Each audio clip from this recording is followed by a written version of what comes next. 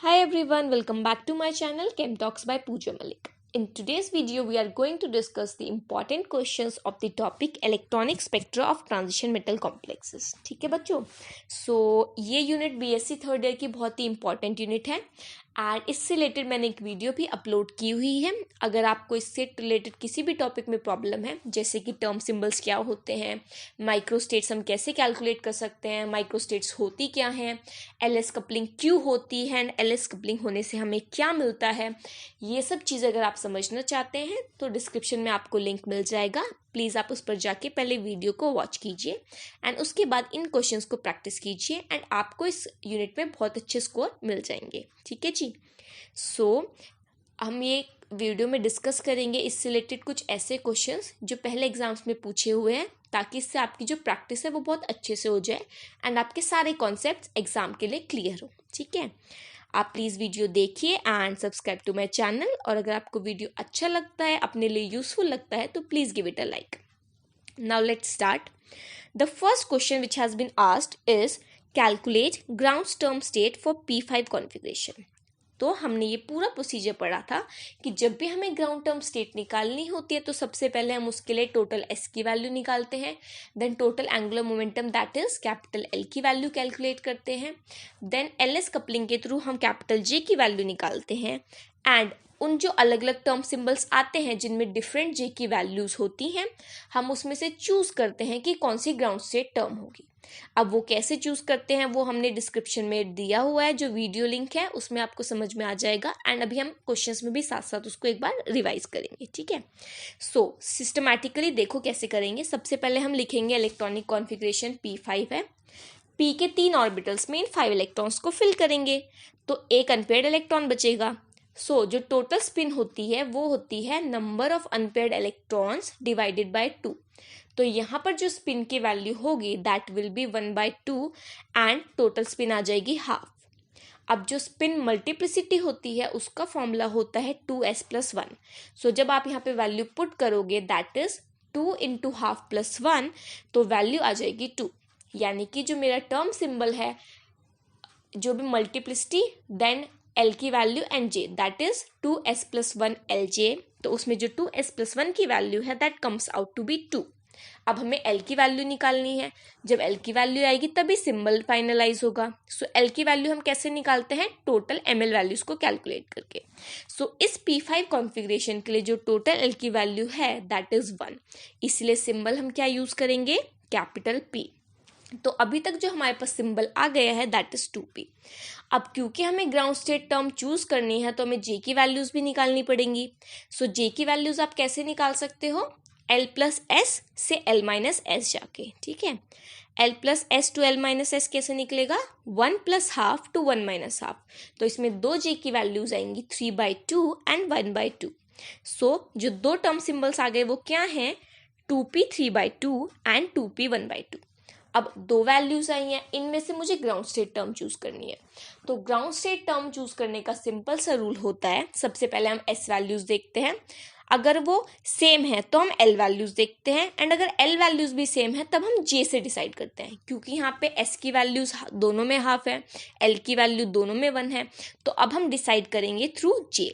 जे की दो वैल्यूज हैं 3/2 एंड 1/2. जे की वैल्यू कैसे डिसाइड करेगी? देखो, जो कॉन्फ़िगरेशन हमारी होती है अगर वो लेस देन हाफ फिल्ड होती है तो हम स्मॉलेस्ट जे वैल्यू को ग्राउंड स्टेट चूज करते हैं एंड अगर more than half filled configuration होती है तो मैक्सिमम जे वैल्यू को हम ग्राउंड स्टेट चूज करते हैं. Because in this situation the configuration is more than half filled, that's why will choose the maximum value यानी कि 3/2. यहाँ पे जो ग्राउंड स्टेट टर्म आ गई वो है 2p 3/2. ठीक है बच्चों, एग्जाम में आपको इसी तरह सिस्टमैटिक जैसे इसमें लिखा हुआ है लिखना उसी तरीके से है एंड वेटेज के हिसाब से आप इसको थोड़ा और थ्योरेटिकल कुछ लाइंस लिख सकते हो कि आपने क्या प्रोसीजर फॉलो किया, क्या क्या ये टर्म्स आप मेंशन कर सकते हो कि एस क्या होता है, टोटल स्पिन 2s+1 क्या है, स्पिन मल्टीप्लिसिटी एल क्या है, टोटल एंगुलर मोमेंटम. ये सब टर्म्स को आपको मेंशन भी करना है ताकि आपका आंसर और अट्रैक्टिव लगे और टीचर को ये पता लगे कि आपको सारी टर्म्स क्लियर है. ठीक है जी. Now question number 2, calculate ground state term for D3 configuration. ये भी देखो सिमिलर क्वेश्चन है, यहाँ पे भी हमें एक कॉन्फ़िगरेशन दी गई है और उसके लिए हमें ग्राउंड स्टेट टर्म निकालनी है। तो इसमें भी हम सिमिलर प्रोसीजर को फॉलो करेंगे। सबसे पहले हम इलेक्ट्रॉन्स को फिल करेंगे। तो डी में 5 ऑर्बिटल होते हैं, कॉन्फ़िगरेशन में 3 है, तो ये 3 इलेक्ट्रॉन कहाँ आ जाएंगे, फर्स्ट 3 ऑर्बिटल्स में। अगर आप स्पिन की बात करें तो स्पिन क्या हो जाएगी, नंबर ऑफ n पे electron divided by 2, that is 3/2। ठीक है जी। मल्टीप्लिसिटी की बात करें तो दैट विल बी 2s + 1, यानी कि 2 × 3/2 + 1। 2 से 2 कैंसिल हो जाएगा, तो मल्टीप्लिसिटी की वैल्यू क्या आएगी, 4। अब मल्टीप्लिसिटी तो आ गई, अब हमें क्या निकालना है, सिंबल, यानी कि एल की वैल्यू। एल की वैल्यू के लिए हम कैसे करते हैं, टोटल एमएल वैल्यूज कैलकुलेट करते हैं। अब इस क्वेश्चन में देखो टोटल एमएल वैल्यूज क्या हैं, फर्स्ट ऑर्बिटल के लिए, सेकंड ऑर्बिटल के लिए एंड थर्ड ऑर्बिटल के लिए, उनको हम ऐड कर देंगे, दैट इज +2 + 1 + 0, यानी कि एल की वैल्यू क्या आ गई, 3। जब एल की वैल्यू 3 होती है तो जो हम सिंबल यूज करते हैं दैट इज 4f।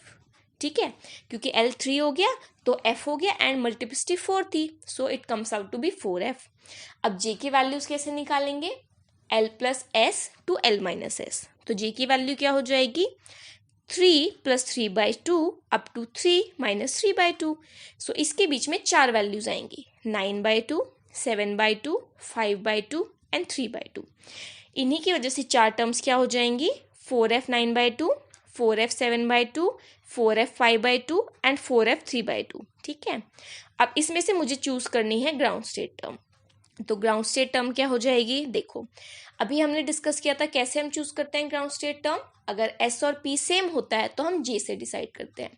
अब J के लिए हम देखते हैं कॉन्फ़िगरेशन, क्योंकि यहाँ पे हमारी configuration less than half filled है तो यहाँ पे हम J की लोएस्ट वैल्यू को चूज करेंगे एंड उसी लोएस्ट वैल्यू से हम डिसाइड करेंगे कि मेरी ग्राउंड स्टेट टर्म क्या आ रही है, 4f 3/2। ठीक है, क्योंकि जो लोएस्ट वैल्यू यहाँ पे J की है दैट इज 3/2, तो ग्राउंड स्टेट टर्म क्या हो गई, 4f 3/2। Okay, now question number 3। Question number 3 में क्या पूछा गया है, explain selection rules for D transitions. ठीक है, अब डी ट्रांजिशन के लिए सिलेक्शन रूल्स को एक्सप्लेन करने के लिए कहा गया है, क्योंकि एक थियोरेटिकल क्वेश्चन है। तो अभी मैं आपको इस क्वेश्चन को समझा देती हूँ एंड उस चीज़ों को आपको सबको थियोरेटिकली एग्जाम्स में लिखना है। ठीक है, तो सिलेक्शन रूल्स बेसिकली क्या होते हैं पहले आप वो बताओगे एंड कौन कौन से सिलेक्शन रूल्स होते हैं फिर उनको अलग से आप डिफाइन करोगे एंड उनकी डिटेल्स बताओगे कि कैसे सिलेक्शन रूल्स को फॉलो करने से ट्रांजिशंस होती हैं, अलाउड होती हैं या फॉरबिडन होती है। ठीक है, तो स्टार्ट करते हैं। देखो कुछ कंडीशंस फिक्स कर दी गई हैं कि जब ग्राउंड स्टेट से एक्साइटेड स्टेट में ट्रांजिशन होगा तो वो कंडीशंस फॉलो होनी चाहिए। अगर वो कंडीशंस फॉलो होती हैं तो हम ट्रांजिशन को अलाउड कहते हैं एंड अगर वो कंडीशंस फॉलो नहीं होती है तो हम ट्रांजिशन को बोलते हैं कि वो फॉरबिडन है। इन्हीं कंडीशंस को हम सिलेक्शन रूल्स भी बोलते हैं। सो बेसिकली 2 सिलेक्शन रूल्स हैं डी ट्रांजिशंस के लिए। अगर वो फॉलो होते हैं तो ट्रांजिशन अलाउड है एंड फॉलो नहीं होते हैं तो ट्रांजिशन फॉरबिडन है। अब ये 2 सिलेक्शन रूल्स क्या हैं, फर्स्ट है spin selection rule and second है Laporte selection rule. Spin selection rule ये कहता है कि ट्रांजिशन होगी तो ज़रूर बट सिर्फ उन्हीं एनर्जी स्टेट्स के बीच में होगी जिनकी मल्टीप्लिसिटी सेम होगी, यानी जिन ट्रांजिशंस में 2s + 1 की वैल्यू सेम होगी एंड ये वैल्यू चेंज नहीं हो रही होगी उन्हीं ट्रांजिशन में अलाउड ट्रांजिशन होगा एंड उसके अलावा जो भी ट्रांजिशंस होंगी सभी फॉरबिडन ट्रांजिशन होगी। दैट मीन्स कि जो मल्टीप्लिसिटी की या फिर बोले s की वैल्यू है वो चेंज नहीं होनी चाहिए, that is delta s should be equal to 0। जैसे अगर हम एक एग्जांपल समझे 3f से 3p ट्रांजिशन का, तो देखो इसमें इनिशियल जो स्टेट थी उसमें भी 3 है मल्टीप्लिसिटी, जो फाइनल स्टेट है उसमें भी 3 है।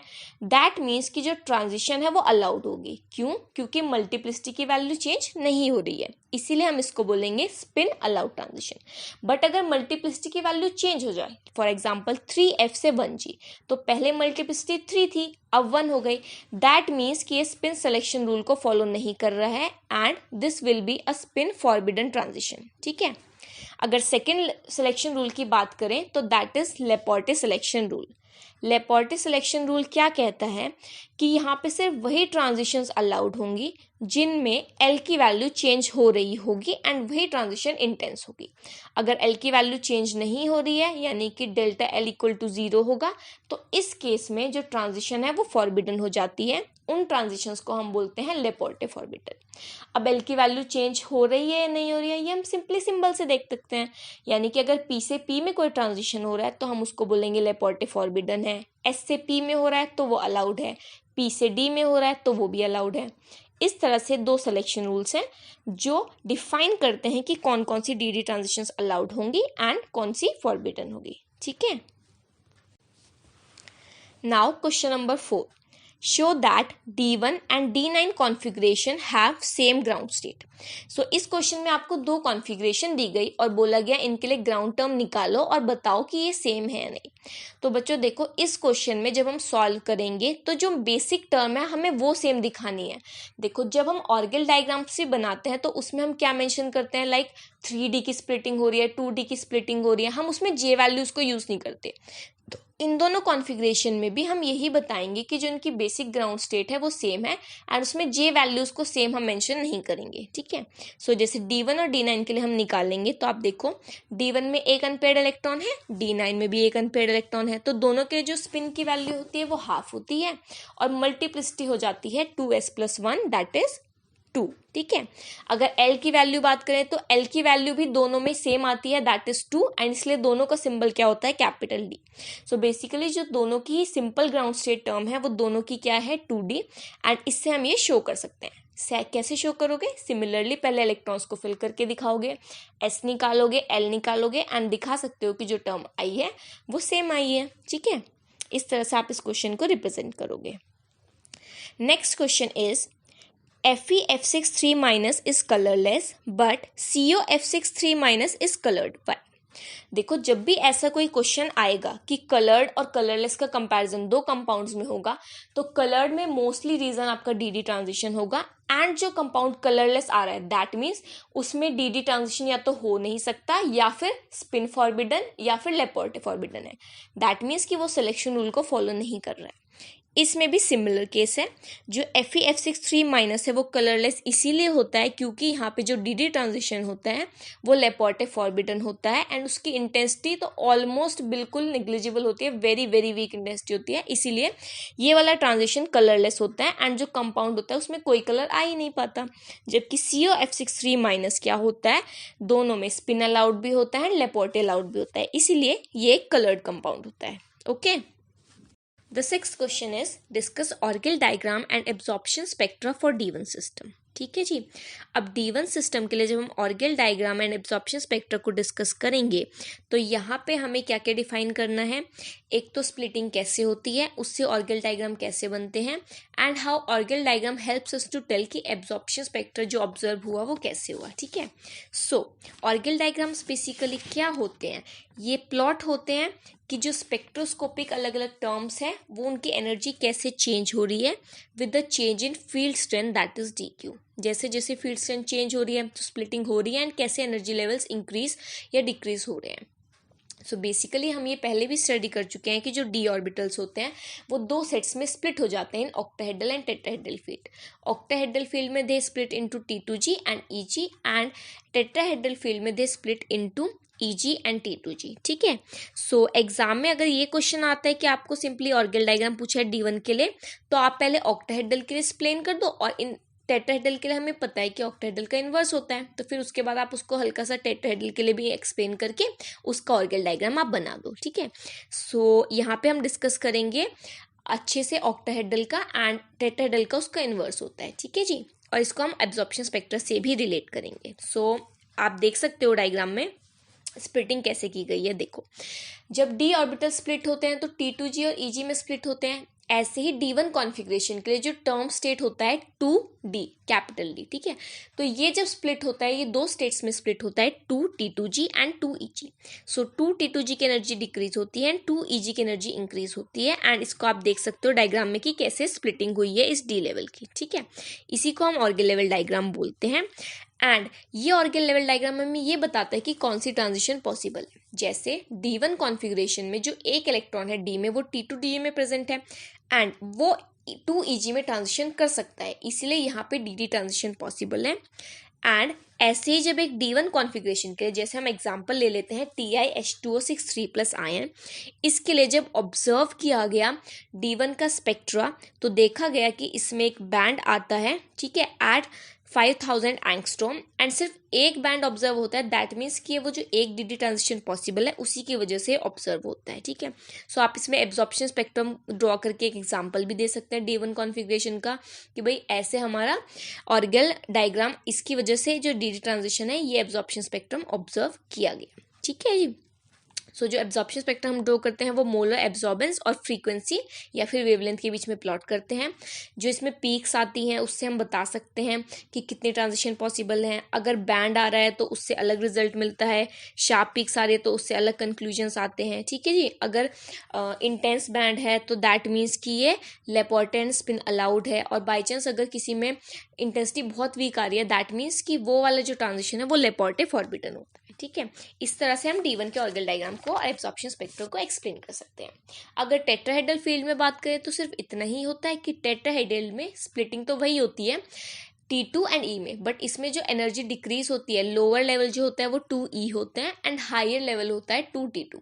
सो इसमें ट्रांजिशन 2E से 2T2 में हो सकती है, ठीक है। ये हो गया D1 सिस्टम के लिए ऑर्गेल डायग्राम। एग्जाम में आपको ये सब थ्योरेटिकली भी लिखना है, डायग्राम्स नीट एंड क्लीन बनाने हैं, स्प्लिटिंग बिल्कुल क्लियरली दिखानी है एंड एब्जॉर्प्शन के लिए एक एब्जॉर्प्शन स्पेक्ट्रम का आप एग्जाम्पल भी ड्रॉ कर सकते हो। Okay, now question number 7, derive term symbol for P3 and D10 configuration, ठीक है। सो इस क्वेश्चन को भी हमें सिंपली टर्म सिंबल डिराइव करना है। इसको देखते हैं। देखो P3 कॉन्फ़िगरेशन का सबसे पहले आप एग्जांपल देखो। सो इसमें सिमिलरली हम पहले तीनों ऑर्बिटल्स में एक एक इलेक्ट्रॉन को फिल कर देंगे P के। स्पिन क्या हो जाएगी, number of unpaired electron divided by 2 that is 3/2 and 2s+1 will be equal to 4। L की वैल्यू देखिए, क्योंकि सब में एक एक इलेक्ट्रॉन है तो L की वैल्यू ओवरऑल 0 हो जाएगी एंड सिंबल हो जाएगा 4s। J की वैल्यू होंगी L+s to L-s, that is एक ही वैल्यू पॉसिबल है, दैट इज 3/2, जिसको हम रिप्रेजेंट करेंगे टोटल टर्म सिंबल 4s 3/2 से, ठीक है। नेक्स्ट एग्जाम्पल अगर हम देखें जिसमें पूछा हुआ है that is D10 configuration. D10 में क्या है, ऑब्वियसली फुलफिल्ड कॉन्फ़िगरेशन है, तो जो पांचों ऑर्बिटल हैं उनमें दो दो इलेक्ट्रॉन्स प्रेजेंट हैं एंड जब भी फुलफिल्ड कॉन्फ़िगरेशन होगा तो आपको ये ध्यान रखना है, तो उसका सिंबल हमेशा 1s 0 ही होता है, जो हम निकालना भी सीखते भी हैं। रीज़न बिहाइंड कि देखो जब फुलफिल्ड है तो स्पिन भी 0 होगी और मल्टीप्लिसिटी की वैल्यू 2s+1 से 1 हो जाएगी एंड अगर L की बात करें टोटल एंगुलर मोमेंटम, क्योंकि टोटली फिल्ड है तो वो भी क्या हो जाएगा 0, सो सिंबल होगा s, इसलिए इसमें टर्म आता है 1s। अब J की वैल्यू की बात करें तो L+s to L-s that is 0 से 0, यानी कि सिर्फ एक ही वैल्यू पॉसिबल है यहाँ टर्म सिंबल की for D10 configuration, that is 1s 0। सो इस तरह से आप इसके टर्म को रिप्रेजेंट कर सकते हो। Now moving on to the next one, identify the ground state term among. इस टाइप के क्वेश्चंस में आपको कुछ टर्म्स दिए होंगे, कुछ सिंबल्स दिए होंगे एंड आपको चूज करना होगा कि इनमें से ग्राउंड स्टेट टर्म कौन सी है। सो बच्चों इसमें हम वही वाला लॉजिक अप्लाई करेंगे कि सबसे पहले हम S वैल्यूज़ को ऑब्जर्व करते हैं, देन P वैल्यूज़ को, देन J वैल्यूज़ को। जब हम S वैल्यूज़ को ऑब्जर्व करते हैं तो जो टर्म्स हमें दी हुई हैं उसमें से जिसकी मैक्सिमम S वैल्यू होती है वही ग्राउंड स्टेट टर्म होती है। जैसे कि आप इन तीनों एग्जाम्पल में देखो तो 1s 2p and 2d। 1s में S की वैल्यू हाफ है, P एंड D वाली टर्म में S की वैल्यू क्या है, 1s टर्म में S की वैल्यू 0 है, तभी मल्टीप्लिसिटी 1 आ रही है एंड P एंड D वाली टर्म में S की वैल्यू क्या है, हाफ, इसलिए मल्टीप्लिसिटी 2 आ रही है। So obviously half is greater, तो इसलिए 2p और 2d में S की वैल्यू ज़्यादा है, बट यहाँ पे भी ये दो टर्म्स आ गई। अब हम मुझे फिर से इनमें ग्राउंड स्टेट टर्म चूज करनी है। अब इन दोनों का S इक्वल है, दैट इज हाफ। अब मैं डिसाइड करूंगी L के बेसिस पे। जो L की वैल्यू है 2p के लिए वो 1 है एंड 2d के लिए L की वैल्यू 2 है, तो जो L की बड़ी वैल्यू होती है वही ग्राउंड स्टेट टर्म होती है। सो यहाँ पे ग्राउंड स्टेट टर्म हो जाएगी L की bigger value, that is 2d term. So among 1s 2p and 2d ground state term is 2d। Okay, next question, describe vibronic coupling with suitable example. So बच्चों इस question में जब vibronic coupling का question आएगा तो आपको बस बताना है ये होता क्या है और फिर एग्जांपल्स के थ्रू उसको एक्सप्लेन करना है। मैं इसको एक बार आपको बता देती हूँ, ठीक है। देखो मॉलिक्यूल्स क्या होते हैं, हमेशा कॉन्टिन्यूसली वाइब्रेट करते रहते हैं, ठीक है। तो उसकी वजह से क्या होता है, कई बार सिमेट्री डिस्टॉर्ट हो जाती है। अगर हम नॉर्मल बात करें, जो नॉर्मल प्योर डी ट्रांजिशन होते हैं वो क्या होते हैं, लेपोर्टे फॉरबिटन हो जाते हैं जब एल की वैल्यू चेंज नहीं हो रही होती, that is delta L is equal to 0, या फिर जब कॉम्प्लेक्स में complete centre of symmetry present होती है, उस केस में जो प्योर डी ट्रांजिशंस होते हैं वो लेपोर्टे फॉरबिटन होते हैं, एंड इसी वजह से उनकी इंटेंसिटी भी क्या होती है, कम आती है, ठीक है। बट कुछ कंडीशंस ऐसी होती हैं कि जब ये सिमेट्री डिस्टॉर्ट हो जाती है, एंड इसी डिस्टॉर्शन की वजह से जो डी एंड पी ऑर्बिटल्स है वो मिक्स हो जाते हैं, ठीक है। बेसिकली पीडी ऑर्बिटल्स की मिक्सिंग होती है। इस मिक्सिंग की वजह से क्या होता है, जो अब ट्रांजिशंस होते हैं उनकी इंटेंसिटी बहुत लो होती है, एंड जो स्पेक्ट्रा जनरेट होता है वो लो इंटेंसिटी स्पेक्ट्रा होता है, ठीक है। इन्हीं तरह की ट्रांजिशन को हम बोलते हैं वाइब्रोनिकली अलाउड ट्रांजिशन, एंड इसी को हम कहते हैं vibronic coupling. So basically vibronic coupling में क्या हुआ, जो pure d transition Laporte forbidden थी, ठीक है, in the presence of centre of symmetry. So जब सेंटर ऑफ सिमेट्री हट गई तो उस केस में क्या हुआ, डी पीडी मिक्सिंग हुई, एंड जो ट्रांजिशन फॉरबिडन थी वो भी अलाउड हुई, ऑल्दो उनकी इंटेंसिटी बहुत कम रही, ठीक है। इन्हीं को बोलते हैं वाइब्रोनिकली अलाउड ट्रांजिशन। जैसे अगर हम देखें कुछ, अगर सेंटर ऑफ सिमेट्री प्रेजेंट है, जैसे हमारा कंपाउंड हो गया MnH2O6 2+, तो उस केस में क्या है, 6 के 6 लिगेंड सेम है H2O, तो इस केस में सेंटर ऑफ सिमेट्री प्रेजेंट है, ये लेपोर्टे फॉरबिडन होगा और प्योर डी ट्रांजिशन होगा। बट मैं अगर यहाँ से एक H2O का मॉलिक्यूल रिप्लेस करके क्लोरीन लगा दूं तो क्या होगा, सेंटर ऑफ सिमेट्री डिस्टॉर्ट हो जाएगी, उस केस में यहाँ पे पीडी मिक्सिंग हो जाती है, एंड इसी को बोलते हैं वाइब्रोनिक कपलिंग, ठीक है। तो जैसे मैंने आपको ये 2-3 कॉम्प्लेक्स बताए, ऐसे ही आप 2-3 कॉम्प्लेक्स और बता सकते हो जिसमें सेंटर ऑफ सिमेट्री डिस्टॉर्ट हो रही हो। आप टेट्राहेड्रल का एग्जांपल भी दे सकते हो कि जो टेट्राहेड्रल कॉम्प्लेक्सेस होते हैं उनमें भी सेंटर ऑफ सिमेट्री नहीं प्रेजेंट होती, ठीक है। जैसे NiCl4 2- का आपने एग्जांपल दे दिया, तो इसमें भी सेंटर ऑफ सिमेट्री प्रेजेंट नहीं होती, ये कंपाउंड भी वाइब्रोनिक कपलिंग शो करता है, okay. Question number 10, identify ground term assuming LS coupling. So इस क्वेश्चन में आपको एक कॉन्फ़िगरेशन दी गई है और बोला गया कि LS कपलिंग हो रही है एंड ग्राउंड स्टेट टर्म बताओ। जब आपको बोल दिया LS कपलिंग हो रही है तो इसका मतलब आपको J की वैल्यू भी कैलकुलेट करनी ही है, ठीक है। आप सिर्फ उसको L और S की वैल्यू तक लीव नहीं कर सकते हो, ठीक है। सो इस क्वेश्चन को हम देखते हैं। फर्स्ट पार्ट इज 2p2, वापस वही करेंगे, इलेक्ट्रॉन्स फिल करेंगे ऑर्बिटल में। सो 2 अनपेयर्ड इलेक्ट्रॉन है तो स्पिन की वैल्यू हो गई 1, मल्टीप्लिसिटी हो गया 3, एल की वैल्यू क्या है +1, दैट इज सिंबल हो गया p, so symbol is 3p। जे की वैल्यू है l+s to l-1, that is 1 + 1 to 1-1, यानी कि जे की 3 वैल्यूज आ जाएंगी 2, 1 and 0। उसी की वजह से 3 टर्म्स आ गई, 3p2, 3p1, 3p0। अब ग्राउंड स्टेट टर्म चूज करने के लिए हम s की वैल्यू देखेंगे, सारी सेम है, l की वैल्यू वो भी सेम है, तो हम j से डिसाइड करेंगे। क्योंकि configuration less than half filled है तो j की लोएस्ट वैल्यू को हम ग्राउंड स्टेट टर्म चूज करेंगे, दैट इज 0 वैल्यू, यानी कि ग्राउंड स्टेट टर्म क्या हो जाएगी, 3p0। क्लियर है। नाउ सेकेंड वाला पार्ट 2p3, इसके अंदर वापस ये 2p3 हमने अभी डिस्कस भी किया था, तीनों इलेक्ट्रॉन्स फिल करेंगे, स्पिन हो जाएगी 3/2, multiplicity will be 4 and L की वैल्यू हो जाएगी, क्योंकि सब में इलेक्ट्रॉन है तो एल की वैल्यू 0 एंड सिंबल होगा 4s। जे की वैल्यू कैलकुलेट करेंगे तो सिर्फ एक ही वैल्यू पॉसिबल है, 3/2, so symbol will be 4s 3/2 and यही ग्राउंड स्टेट टर्म होगी, ठीक है। नेक्स्ट पार्ट देखो 3d8, 8 इलेक्ट्रॉन्स कैसे फिल करेंगे, पहले 5 एक एक आ गए, फिर नेक्स्ट 3 ऑर्बिटल्स में एक एक इनवर्स डायरेक्शन में आ गए।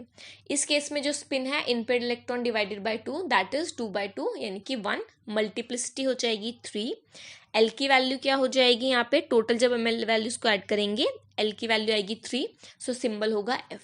अब जे की वैल्यूज निकालो, l+s to l-s, that is 3 + 1 to 3-1, यानी कि जे की 3 वैल्यूज पॉसिबल होंगी, 4, 3 and 2। सो 3 टर्म्स आ गई, 3f4, 3f3, 3f2। इसमें से ग्राउंड स्टेट टर्म कैसे चूज करेंगे, on the basis of configuration.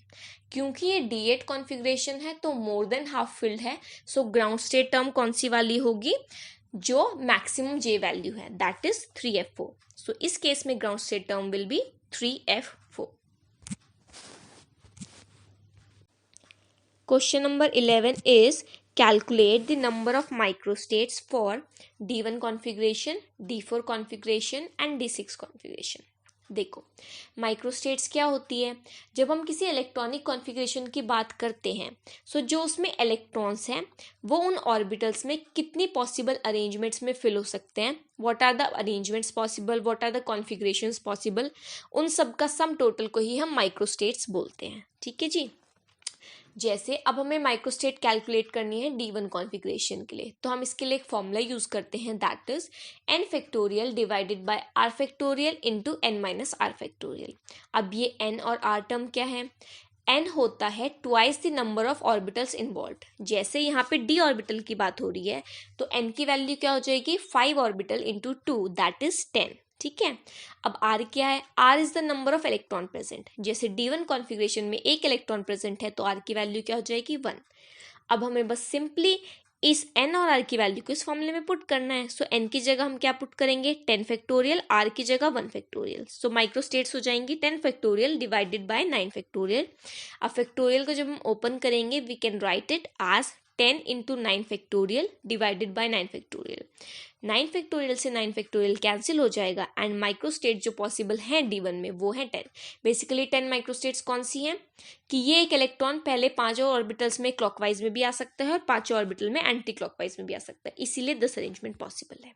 Now moving on to the second part, D4 के लिए माइक्रोस्टेट्स निकालेंगे तो नंबर ऑफ n जो था, number of orbitals into 2 that is value 10 ही रहेगी।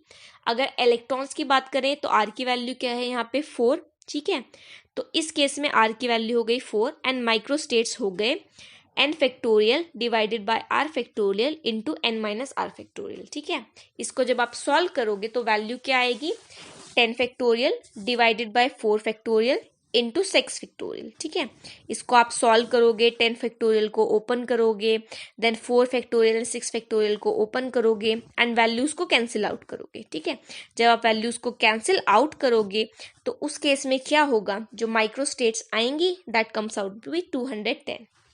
ठीक है, थर्ड पार्ट देखो D6 कॉन्फ़िगरेशन की जब हम बात करते हैं तो इसमें n की वैल्यू क्या होगी, 10। Similar reason 5 orbitals into 2।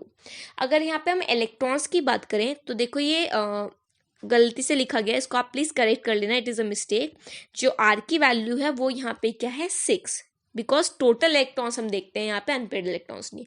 So total electron 6 है तो r की वैल्यू 6 हो गई, बट आंसर देखो तब भी वही आएगा। देखो जब माइक्रोस्टेट्स कैलकुलेट करेंगे so it will be 10 factorial, r की जगह हम पुट करेंगे 6 factorial and n minus r क्या होगा, 10 माइनस 6 दैट इज 4 फैक्टोरियल। तो नीचे डिनोमिनेटर में अभी भी वही दोनों टर्म्स आ रही हैं, 10 फैक्टोरियल के बाद डिवाइड में 4 फैक्टोरियल एंड 6 फैक्टोरियल। सो क्योंकि सेम टर्म है तो इसको भी जब हम सॉल्व करेंगे तो माइक्रोस्टेट्स की वैल्यू आती है 210 पॉसिबल स्टेट्स। ठीक है जी, माइक्रोस्टेट्स का क्वेश्चन काफी बार पूछा जाता है तो आपको बस ये सिंपली फॉर्मूला अप्लाई करना है एंड आप माइक्रोस्टेट्स को कैलकुलेट कर सकते हो। नाउ क्वेश्चन नंबर 12, ये लास्ट क्वेश्चन है जो हम डिस्कस करने जा रहे हैं। Draw combined Orgel energy level diagram for D1 and D9 octahedral complexes. देखो D1 एंड D9 के ऑक्टाहेड्रल के जो ऑर्गल डायग्राम्स है वो काफ़ी बार एग्जाम में पूछे गए हैं एंड अभी जस्ट हमने D1 के लिए पूरा डिस्कस किया है कि उसमें स्प्लिटिंग कैसे होती है, उसका ऑर्गल डायग्राम क्या होता है। आप यहाँ पे देख सकते हो, ये इसका ऑर्गल डायग्राम है। 2T2G नीचे स्प्लिट होता है, 2Eg की एनर्जी इंक्रीज होती है, वो ऊपर शो होता है स्प्लिटिंग में। ठीक है, ये इसका ऑर्गल लेवल डायग्राम है। अगर हम D9 की बात करें तो D9 में इसका इनवर्स शो होता है। द रीजन बीइंग कि देखो है तो ऑक्टाहेड्रली, D जब स्प्लिट होता है तो T2G और Eg में ही स्प्लिट होता है, बट D1 में इलेक्ट्रॉनिक ट्रांजिशन हो रहा था एंड D9 के अंदर इलेक्ट्रॉनिक ट्रांजिशन तो पॉसिबल नहीं होता क्योंकि T2G में जो 6 इलेक्ट्रॉन है वो कंप्लीटली फिल हो जाते हैं एंड वो एक स्टेबल स्टेट में होता है, तो वो इलेक्ट्रॉन तो ट्रांजिशन नहीं करता, बट जो Eg में होल प्रेजेंट है वो ट्रांजिशन करता है एंड उसी की वजह से जो इसमें ट्रांजिशन पॉसिबल है that is from 2Eg so to T2G। इसलिए जैसे कि आप डायग्राम में देख सकते हो, जब एनर्जी और लिगेंड फील्ड स्ट्रेंथ का डायग्राम प्लॉट किया गया तो देखा गया कि 2Eg एनर्जी नीचे था एंड 2T2G की एनर्जी ऊपर थी।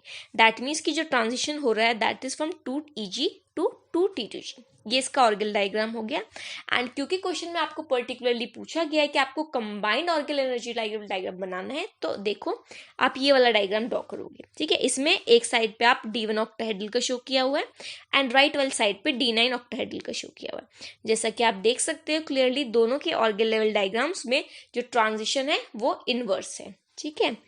सो इसी के साथ जो आपके इलेक्ट्रॉनिक स्पेक्ट्रा के प्रीवियस ईयर क्वेश्चंस थे वो कंप्लीट होते हैं। इसके अलावा अगर आपको किसी क्वेश्चन में डाउट हो, कोई ऐसा क्वेश्चन मिले जिसका आंसर आपको नहीं समझ में आ रहा हो, तो प्लीज़ आप मुझसे पूछिए, कमेंट सेक्शन में उसको मेंशन कीजिए and I will clear your doubt. And इसको अच्छे से प्रिपेयर करो, एंड और कोई प्रॉब्लम आती है तो please mention it in the comment section. Thank you.